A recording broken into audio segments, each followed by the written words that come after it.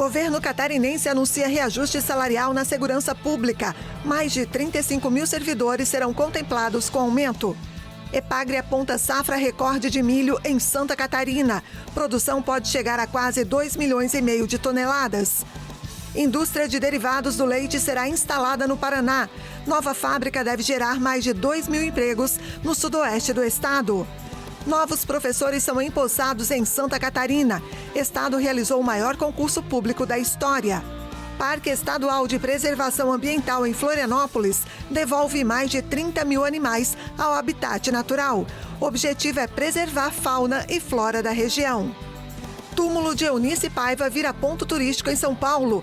Filme Ainda Estou Aqui motiva a visitação. México inicia envio de militares para a fronteira com os Estados Unidos. Iniciativa faz parte do acordo com Donald Trump para frear tráfico de drogas. E você vai ver ainda. Orquestra paraguaia transforma lixo em música. Itens jogados em aterro sanitário em Assunção viram instrumentos sustentáveis. Essas e outras notícias a partir de agora no Pix News.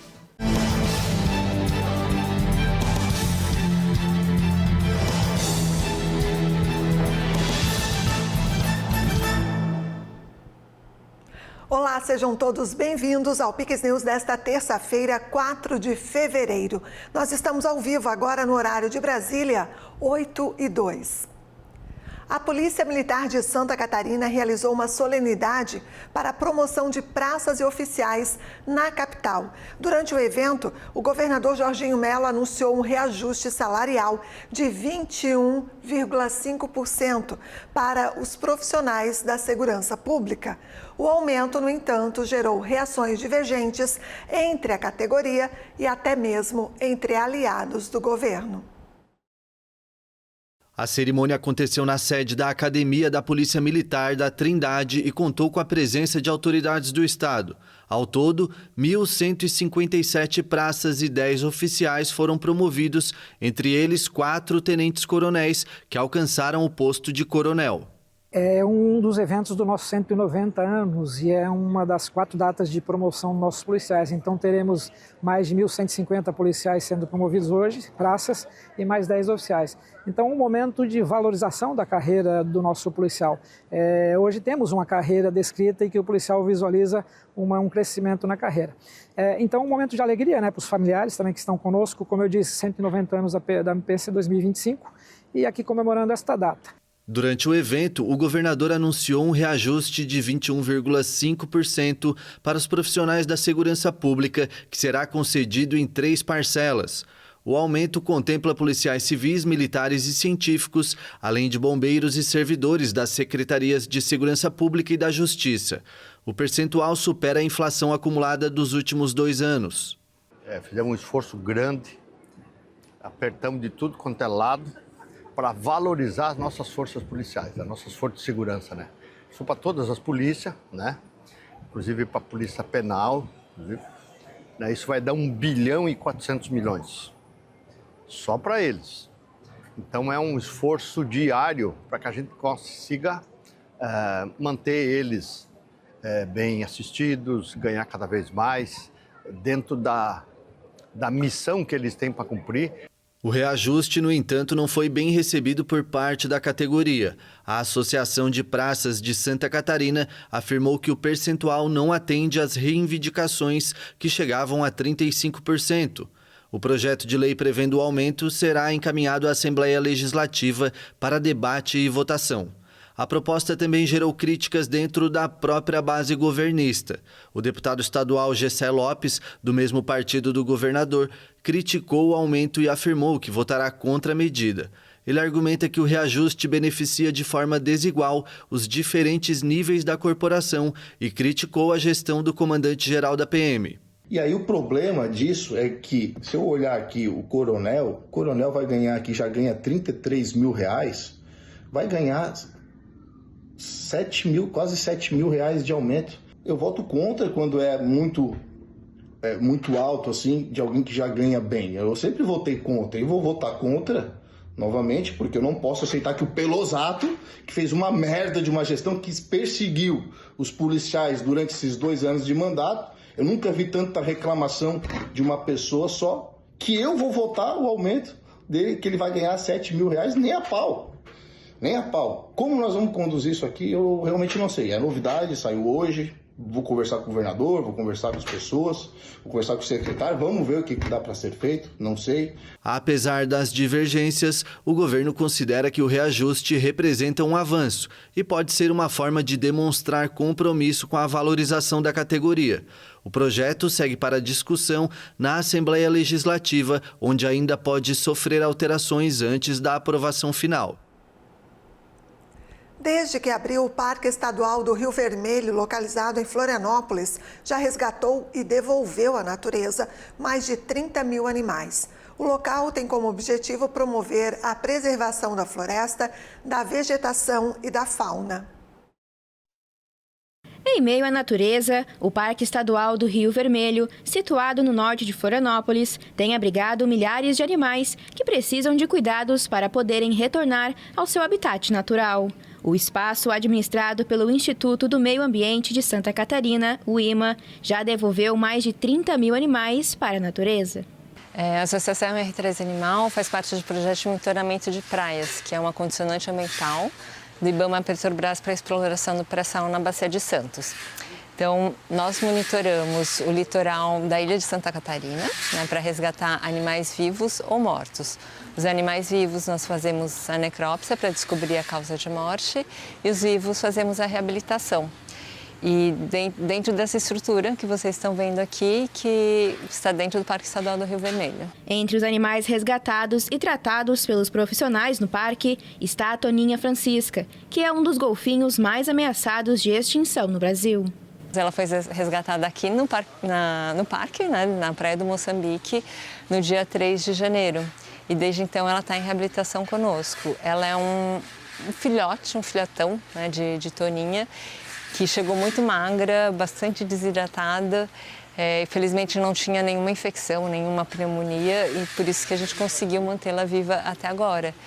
E foram cuidados intensivos, a gente permanece fazendo plantão 24 horas, em escalas de 8 em 8 horas, com veterinários sempre presentes. E hoje ela já ganhou mais de 1 quilo desde que ela chegou e está com alimentação. A gente está iniciando uma alimentação sólida, que antes a gente fazia uma fórmula especial de leite, depois passou por uma papa de peixe. E agora ela continua com a papa de peixe, a gente está introduzindo devagarzinho a alimentação sólida de peixe, lula, camarão, que é o que ela come na natureza. Com o objetivo de promover a preservação da floresta, da vegetação de restinga e da fauna associada da Mata Atlântica, o local foi criado de maneira oficial por um decreto estadual em 2007. Para o regresso saudável à natureza, os animais passam por tratamento e reabilitação no parque, que conta com uma estrutura equipada para cada animal, sejam aquáticos ou terrestres.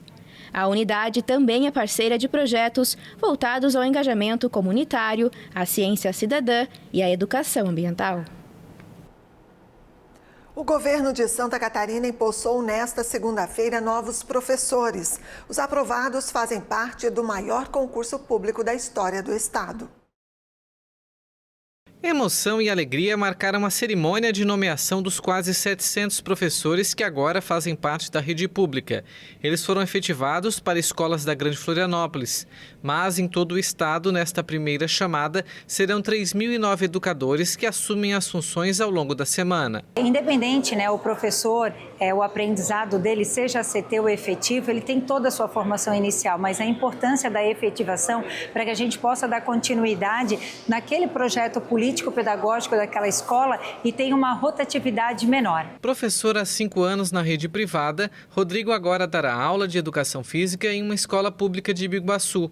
Ele não vê a hora de poder iniciar os trabalhos. É muito orgulho, a gente batalhar numa carreira e agora poder ingressar numa instituição como o Estado, que a gente pode contribuir com a nossa comunidade. O maior concurso público da história da educação catarinense ofereceu 10 mil vagas no estado entre professores e funções administrativas em setembro do ano passado. A oportunidade da efetivação pelo estado foi agarrada por muitos professores que há anos atuavam como ACTs. Eu estava um ano como professor substituto e daí eu tive essa oportunidade do concurso, né? E para mim é comprometimento com o futuro do estado, né? Com a educação, é uma oportunidade incrível. É de recompensa, né? É de conseguir ser reconhecida, de conseguir ter uma estabilidade dentro da profissão, poder alçar novos caminhos e conseguir ajudar efetivamente no processo de educação dos alunos. Os novos professores da rede estadual de ensino começaram a trabalhar já na segunda-feira e participarão das atividades da Semana Pedagógica, que antecede o início do ano letivo em 10 de fevereiro. Nós tínhamos para 10 mil vagas, né? Só que a gente não teve esse número que passaram. Como mensuramos, foram 3.009 profissionais, mas nós também temos do quadro administrativo, que tão logo agora em abril também tomarão posse. Santa Catarina pode ter uma safra recorde de milho, com produtividade acima da média histórica e também resultados superiores às projeções iniciais da EPAGRE. Mesmo com a redução de 11,3% na área plantada, a EPAGRE estima uma produção entre 2,3 e 2,4 milhões de toneladas, superando a previsão anterior de 2,2 milhões. Os dados são do Giro da Safra, levantamento realizado pela EPAGRE em parceria com o Sicob, que analisou 65 propriedades em 12 municípios do oeste catarinense para avaliar lavouras em fase pré-colheita. Em alguns municípios, a produção média foi superior a 200 sacas por hectare. Em Faxinal dos Guedes, uma das áreas analisadas chegou a 270 sacas por hectare. O Giro da Safra segue em andamento em regiões onde as lavouras ainda não atingiram a maturação fisiológica, como Campo Herê e Abelardo Luz, que ainda terão áreas inspecionadas pelo projeto. Uma das empresas pioneiras na produção de proteínas e ingredientes derivados do soro do leite no país pretende instalar mais uma planta no Paraná. O investimento promete gerar cerca de 2.000 empregos. O projeto da nova planta industrial foi apresentado ao governador Ratinho Júnior. O empreendimento será implantado em Francisco Beltrão, no sudoeste do Paraná, com investimentos superiores a 680 milhões de reais. A nova unidade terá capacidade para produzir 40 mil toneladas de lactose infante fórmula, utilizada na nutrição infantil, 12 mil toneladas de whey protein e 6 mil toneladas de manteiga. Com isso, a empresa vai dobrar a produção. Então, para nós, o motivo de alegria é porque é geração de emprego. Nós estamos falando de mais de 2.000 empregos entre diretos e indiretos na produção dessa planta. E, além disso, atendendo toda a agricultura familiar, que são esses agricultores que vão produzir toda essa matéria-prima para abastecer mais essa indústria. Então, um dia de muita alegria, uma conquista para o Paraná, uma conquista para o nosso sudoeste e geração de emprego na veia. A unidade ficará entre outras duas plantas do grupo, localizadas no oeste do Paraná e no noroeste do Rio Grande do Sul, além de estar no coração de uma das regiões com maior produção leiteira do Brasil. Com o investimento, a empresa também vai ampliar a produção de whey protein concentrado, atendendo à demanda crescente do mercado fitness e de nutrição esportiva, e adicionar ao portfólio a produção de manteiga. A decisão por investir em Francisco Beltrão é pela logística, né? Uma expansão do nosso negócio. Hoje a gente já tem uma planta no Rio Grande do Sul, outra em Marechal Cano-Rondon, e os nossos fornecedores estão muito localizados no sudoeste do Paraná e na região de Santa Catarina. Então Beltrão nos ofereceu uma estrutura, agilidade no processo, uma cidade já bem estruturada da parte técnica, de profissionais. Então esse investimento vai contemplar uma ampliação, dobrar nossa capacidade de produção de proteína, que é um mercado muito crescente no Brasil e fora do Brasil. Segundo a empresa, a nova unidade vai gerar 350 empregos diretos e outros 1.650 indiretos. O complexo será erguido em uma área de 340 mil metros quadrados, com previsão de conclusão das obras em 24 meses. Do papel para tablets em 8K. A Polícia Civil do Paraná recebeu novos equipamentos e eles vão ajudar os investigadores na resolução de crimes. Ao todo, a corporação recebeu 27 novos aparelhos de 3 modelos diferentes, distribuídos para todas as regiões do estado. Eles são capazes de gerar imagens em altíssima resolução, preservando detalhes e aumentando a integridade das provas que são coletadas em cenas de crimes. Então, são 3 equipamentos. Um é o contactless, que ele atua mais para superfícies reflexivas. O segundo equipamento, ele é um smartphone, é o CSI Pro, que ele atua daí com impressões digitais já reveladas, a gente consegue ter um contraste melhor das impressões. E o terceiro equipamento é um tablet multispectral, que ele faz a revelação das impressões digitais sem a questão do pó, sem a gente ter contato com a impressão digital, evitando assim problemas com DNA e não tendo contato, mantendo a cadeia de custódia. Os aparelhos foram desenvolvidos por uma empresa da Turquia e contam com precisão 8K. Eles são capazes de gerar imagens em altíssima resolução, preservando detalhes e mantendo a integridade das provas que são coletadas em cenas de crimes. Os 3 equipamentos estão sendo usados em ocorrências cujo contato dos suspeitos com objetos ou superfícies podem auxiliar nas investigações. Esses equipamentos são os mais modernos que existem. É uma tecnologia turca que veio para o Brasil. São as últimas versões dos equipamentos, só o Paraná tem esse tipo de equipamento. A gente dá um grande upgrade nessa questão da modernidade das impressões digitais em local de crime. Os equipamentos representam um avanço em relação ao modelo padrão utilizado até então, que requisitavam o uso de diferentes tipos de pós químicos de acordo com cada superfície para a revelação das impressões digitais. Agora intervalo e você vai ver a seguir. Japão oferece atendimento médico a Gaza. México inicia envio de militares para a fronteira com os Estados Unidos.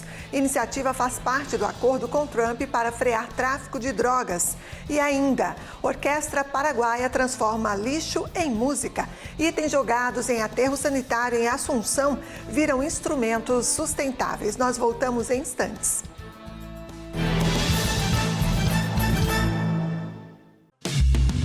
Bebida quente, tá com nada. Churrascão, tá com tudo. No Comprão, preço baixo, tá com tudo. Banana caturra, 1,99 o quilo no Clube K. Tomate salada, apenas 1,99 o quilo. Fraldinha vazio ATC inteiro a vácuo, 34,90 o quilo. Arroz branco Kika, 5 quilos, 19,79. Açúcar Bom Traz extra fino, 5 quilos, 16,99. Lava roupas Omo, lavagem perfeita, 2,4 kg, 24,99. Melhor preço no Comprão.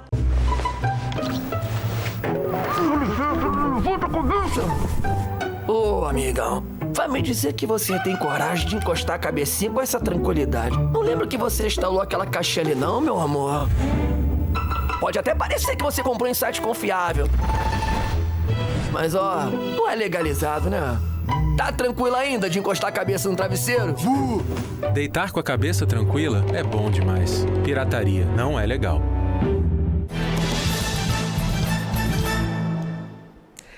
Estamos de volta com Pix News, agora 8h19.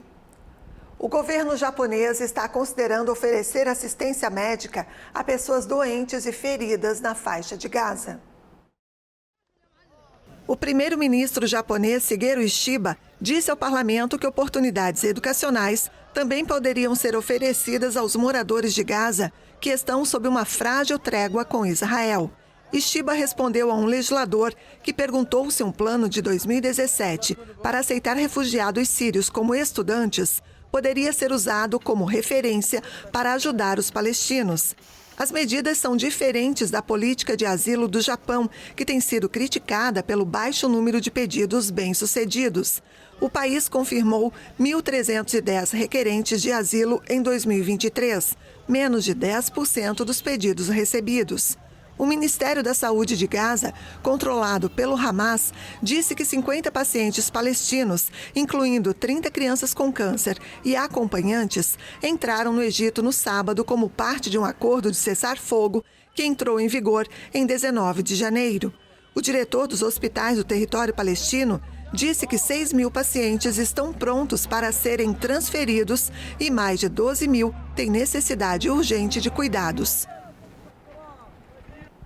O O Hamas anunciou nesta terça-feira o início das negociações com Israel sobre a segunda fase da trégua em Gaza, mas não especificou quem o representaria no diálogo. Israel também informou que vai enviar uma delegação para o Catar ainda nesta semana. O acordo de trégua permitiu a interrupção de mais de 15 meses de uma guerra devastadora entre Israel e o Hamas e a libertação de vários reféns israelenses em troca de centenas de prisioneiros palestinos. O pacto contempla 3 fases. Também nesta terça-feira, o presidente dos Estados Unidos, Donald Trump, recebeu na Casa Branca o primeiro-ministro de Israel, Benjamin Netanyahu. O premier é o primeiro governante estrangeiro convidado à sede do governo americano desde o retorno de Trump ao poder em 20 de janeiro. O encontro demonstra uma relação estreita entre os dois líderes. E o México iniciou nesta terça-feira o envio de 10 mil militares para a fronteira com os Estados Unidos para frear o tráfico de drogas como parte do acordo para que o presidente americano Donald Trump não imponha tarifas alfandegárias de 25% ao país vizinho. A iniciativa faz parte do acordo que fez o presidente americano Donald Trump suspender por um mês as tarifas alfandegárias de 25% que o republicano ameaçou colocar sobre os produtos mexicanos. A medida também tem como meta frear o tráfico de drogas na região. A presidente mexicana, Claudia Sheinbaum, explicou que os militares foram mobilizados de estados que não têm tanto problema de segurança, sem dar detalhes da operação. Sheinbaum destacou que o envio dos militares ajudará a fortalecer as operações de segurança no norte, que tem sido sacudida pela violência vinculada ao crime organizado. Em algumas áreas onde há elementos da Guarda Nacional que não têm tanto problema de segurança, os militares são enviados para a fronteira norte. Outros, que estavam na parte sul dos estados fronteiriços, seguem também para a fronteira norte. Ou seja, é uma mobilização que não deixa o resto do país sem segurança. Na segunda-feira, o México se comprometeu com o governo de Donald Trump a enviar 10 mil militares para a fronteira com os Estados Unidos, para conter o tráfico de drogas, particularmente o de fentanil. Trump, por sua vez, pausou por um mês a cobrança de tarifas de 25% sobre as exportações mexicanas. O republicano havia anunciado a medida no sábado passado, quando acusou o México e o Canadá, seus parceiros no Tratado de Livre Comércio, TEMEC, de permitir a entrada de imigrantes irregulares e drogas em seu território. El Salvador ofereceu a mega prisão do país para que os Estados Unidos enviem criminosos perigosos, tanto americanos quanto estrangeiros. O presidente de El Salvador, Nayib Bukele, se ofereceu para manter criminosos perigosos americanos e estrangeiros enviados dos Estados Unidos na mega prisão do país. O secretário de Estado, Marco Rubio, fez o anúncio após se reunir com Bukele durante a primeira viagem como chefe da diplomacia americana. Para qualquer imigrante ilegal dos Estados Unidos que seja um criminoso perigoso da MS-13, do Trem de Aragua, seja o que for, ele ofereceu suas prisões. Rubio disse estar profundamente grato a Bukele, cuja guerra contra as gangues aumentou a popularidade em El Salvador e nos Estados Unidos entre os apoiadores do presidente Donald Trump. Emblema dessa guerra contra a gangue, o Centro de Confinamento do Terrorismo, considerado a maior prisão da América Latina, foi inaugurado por Bukele há 2 anos nos arredores de Tecoluca, a 75 quilômetros de San Salvador. Bukele escreveu na rede social X que o país está disposto a acolher apenas criminosos condenados na prisão em troca de uma taxa que, segundo ele, seria relativamente baixa para os Estados Unidos, mas significativo para a sustentabilidade do sistema prisional de El Salvador. O presidente Trump é alguém que você conhece, não escondemos nossa simpatia. Acho que é um bom momento para fortalecer o relacionamento. E é isso que estamos fazendo aqui, fortalecendo. Tenho certeza que será benéfico para ambos. Com boa relação com Bukele, o governo Trump até agora não tocou no status que protege mais de 230 mil salvadorenhos nos Estados Unidos da deportação. Na véspera da visita de Rubio, Bukele elogiou o esforço de Trump para desmantelar a Agência dos Estados Unidos para o Desenvolvimento Internacional, ressaltando que ela financia grupos de oposição, incluindo ONGs. A enxurrada de decretos do presidente americano Donald Trump prosseguiu também nesta terça-feira. O republicano determinou a retirada do país de várias agências da ONU e pediu a revisão do financiamento americano à organização. O decreto tira os Estados Unidos do Conselho de Direitos Humanos da ONU, órgão do qual não é Estado-membro, mas sim observador. O decreto ainda prolonga a suspensão de todo o financiamento americano à agência da ONU para os refugiados palestinos. A China anunciou tarifas de até 15% a produtos dos Estados Unidos nesta terça, em uma resposta ao governo de Donald Trump. As medidas entre as duas maiores economias do mundo representam uma nova guerra comercial que pode causar impactos em todo o planeta. A China respondeu nesta terça-feira às tarifas impostas por Donald Trump às importações de produtos do país com medidas similares contra os combustíveis, veículos e máquinas agrícolas dos Estados Unidos, no início de uma nova guerra comercial entre as duas maiores economias do planeta. A retaliação de Pequim foi anunciada minutos após a entrada em vigor das tarifas de 10% adicionais impostas pelo presidente Trump às importações de produtos chineses. O Ministério das Finanças da China anunciou em um comunicado a adoção de tarifas de 15% sobre o carvão e o gás natural liquefeito dos Estados Unidos e de 10% sobre o petróleo bruto, máquinas agrícolas e alguns modelos de veículos. O texto afirma que a medida é uma resposta ao aumento unilateral de tarifas por parte dos Estados Unidos. O país asiático também apresentou uma reclamação à Organização Mundial do Comércio para defender os direitos e interesses legítimos contra a imposição de tarifas sobre os produtos chineses nos Estados Unidos. Segundo Pequim, a decisão de Trump viola gravemente as regras da OMC, não faz nada para resolver os problemas e prejudica a cooperação econômica e comercial normal entre China e Estados Unidos.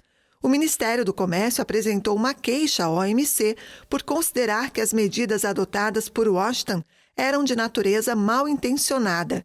Além da resposta tarifária, as autoridades chinesas anunciaram uma investigação contra o grupo americano Alphabet, matriz do Google, por violação das leis antimonopólio e a inclusão do grupo de moda PVH, proprietário das marcas Tommy Hilfiger e Calvin Klein, e do grupo Biotecnologia Illumina, em uma lista de entidades não confiáveis.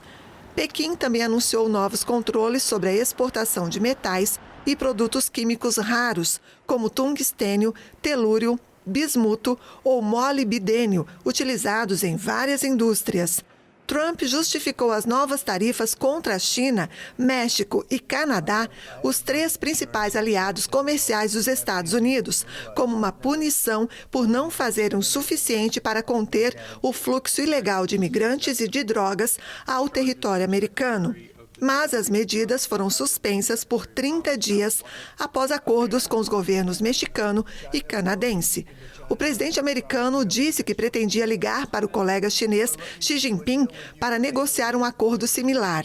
As autoridades americanas apontam a China como responsável pela entrada no país do fentanil, um opioide sintético 50 vezes mais potente que a heroína e responsável por quase 75 mil mortes anuais por overdose no país. 5 pessoas ficaram feridas nesta terça-feira em um ataque a tiros em uma escola na cidade sueca de Örebro, no centro do país. A polícia pediu que a população permaneça longe da área.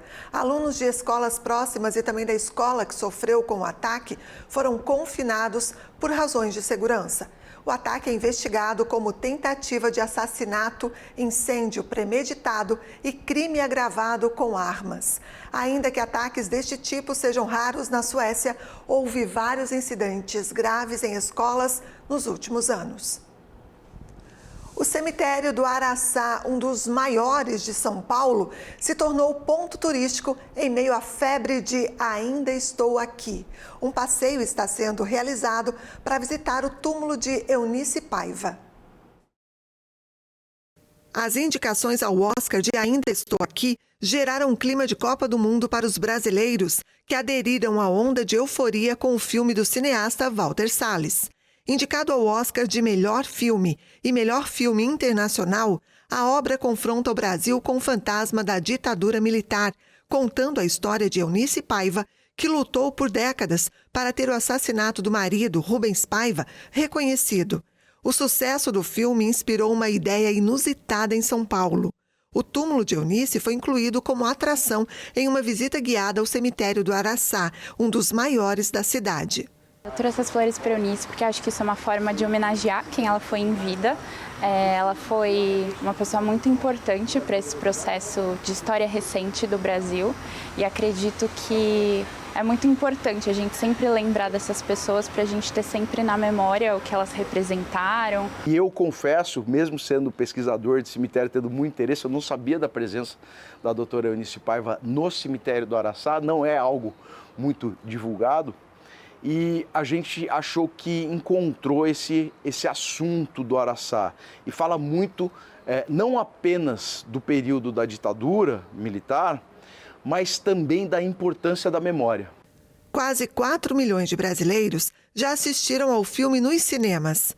O Brasil nunca julgou os crimes cometidos pelos militares durante a ditadura, que, de acordo com dados oficiais, deixou 202 mortos, 232 desaparecidos e milhares de vítimas de torturas e detenções ilegais.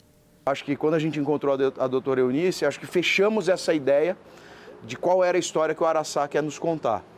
Ele conta com muita precisão, e a gente vai ver isso no exercício do passeio, sobre esse período do Brasil. Para os mortos oficialmente contabilizados, a Justiça determinou em dezembro que os atestados de óbito sejam corrigidos para explicar que morreram pelas mãos do Estado. Rubens Paiva foi reconhecido como morto em 1996 e é uma das vítimas cujo atestado de óbito agora indica morte não natural, violenta, causada pelo Estado brasileiro.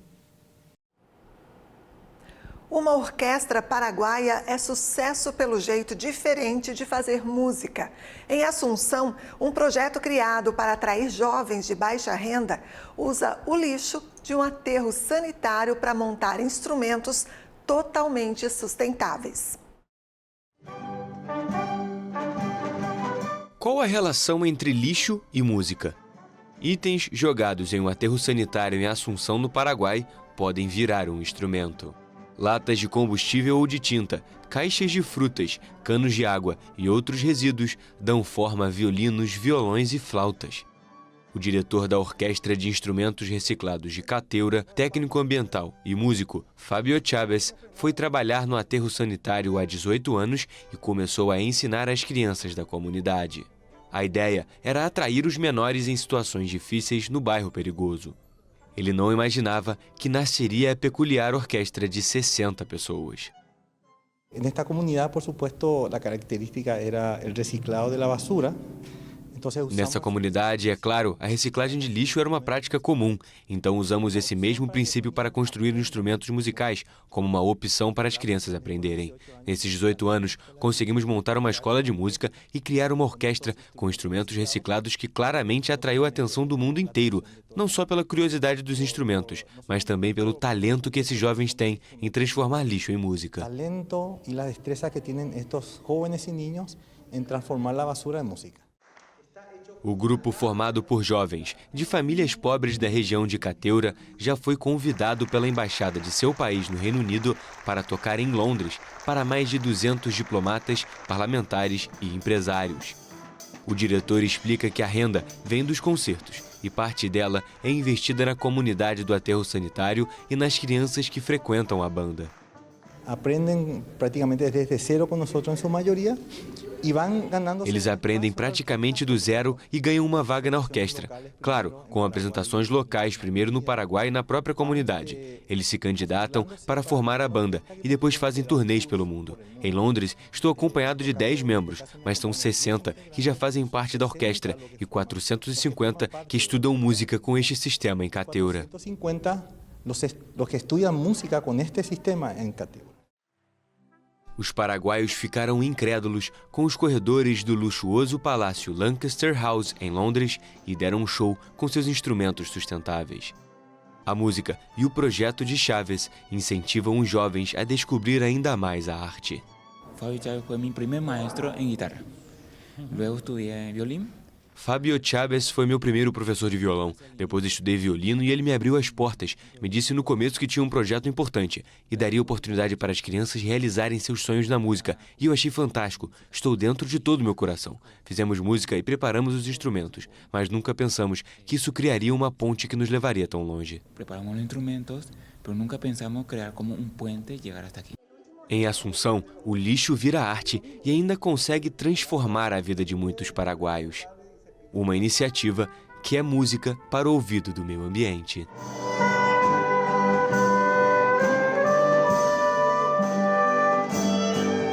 Que bacana, né? E assim a gente encerra esta edição do Pix News. Mais notícias no nosso site e também nas nossas redes sociais, no @PixTVHD. Muito obrigada pela companhia. Na sequência tem CinePix e logo mais às 10 da noite tem edição inédita do Estúdio 1. E a gente se encontra amanhã. Até lá.